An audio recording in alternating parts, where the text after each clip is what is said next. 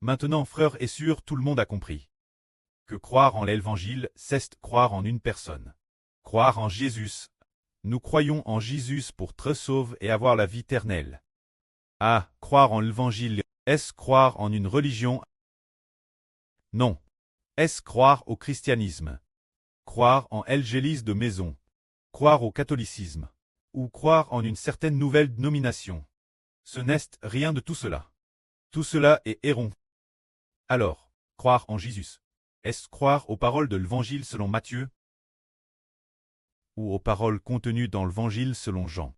Ni l'une ni l'autre. Ces paroles dans les livres, les paroles de la Bible, sont l'aile pour témoigner de Jésus. Nous disons croire en l'Évangile. Croire en l'Évangile est de voir l'Évangile selon Matthieu, l'Évangile selon Jean, l'Évangile selon Marc et l'Évangile selon Luc, les cités par cœur. Et ensuite, on croit en l'Évangile? Pas du tout. Marc, Luc, Jean, Matthieu. Ces 4 apôtres ou disciples, la Bible qu'ils ont écrite, c'est pour témoigner de Jésus. C'est pour dire aux gens d'aller croire en Jésus. Ce n'est pas pour dire ce n'est pas dire de croire en une certaine phrase de la Bible, ou en ses contenus. Ce n'est pas en cela qu'on croit. Mais c'est croire en une personne.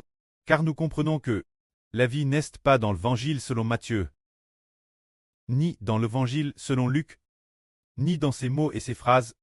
La vie n'est pas non plus dans les miracles accomplis par le Seigneur Jésus, mais elle est en Jésus-Christ. La vie est en Jésus-Christ. Aimons-nous les paroles que Jésus a prononcées autrefois? Ou aimons-nous Jésus-Christ lui-même? C'est aimer Jésus-Christ lui-même. C'est la vie éternelle. C'est demeurer dans le Seigneur Jésus-Christ, voyez-vous. La puissance de Dieu, la puissance de la vie éternelle, est plat dans l'esprit de la nouvelle création en Jésus-Christ. C'est l'esprit qui est dans le Seigneur Jésus-Christ, ainsi que le Saint-Esprit de Dieu, qui est la vie éternelle, permettant tous ceux qui croient au nom de Jésus-Christ. Jésus-Christ veut donner la puissance de la vie qui demeure en lui. Nous, alors par exemple, Hébert va donner un exemple, pour que ce soit plus parlant pour les frères et sœurs. Par exemple, le Seigneur Jésus. Le frère Hébert et le Seigneur Jésus. C'est une métaphore, Et ensuite, il y a un livre appelé la Bible. Alors, si le frère Hébert est le Seigneur Jésus, l'intérieur du frère Hébert, a-t-il la puissance de la vie éternelle qui y demeure? C'est la puissance de la vie éternelle pour toute l'humanité, qui demeure en une personne, en cette personne appelle Jésus-Christ. Ainsi, tous ceux qui croient au Seigneur Jésus, reçoivent du cœur du Seigneur Jésus. La puissance de la vie éternelle donne tous ceux qui croient en lui. C'est cela croire en Jésus. Mais la religion ne comprend pas. Il gare les gens dans leur foi. La religion amène les gens à abandonner Jésus. La religion appelle cela croire au symbole des apôtres. On dit qu'un certain apôtre a écrit le symbole des apôtres. C'est faux. Aucun apôtre n'a écrit le symbole des apôtres. Et ensuite, on pousse les gens à croire aux doctrines des séminaires ou aux doctrines religieuses. Celles-là sont vous la perdition. Il faut croire en celui qui peut la puissance de la vie éternelle. Accordez-nous Jésus. C'est ainsi que nous croyons correctement. Alors l'essentiel est croire en Jésus, croire en Jésus. Nous devons croire correctement. Croire en celui qui est maintenant assis à la droite de Dieu. Celui qui détient la puissance sur l'univers et toutes choses.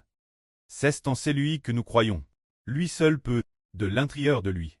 Il dit alors, Hébert a cru en moi, je vais mettre la puissance de ma vie éternelle. L'intérieur de Hébert. Et alors, par une seule pensée du Seigneur. Depuis l'intérieur du Seigneur. Depuis le corps du Seigneur, il y a un courant de puissance de vie qui entre du Seigneur dans le corps du frère Hébert. Ce courant de puissance de vie s'appelle le Saint-Esprit. Et aussi, l'Esprit du Christ. Il y a donc 2 courants de puissance de vie qui entrent l'intérieur. Ces 2 puissances sont l'Esprit de Dieu et du Christ.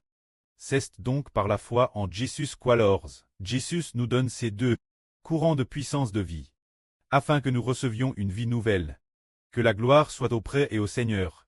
Amen.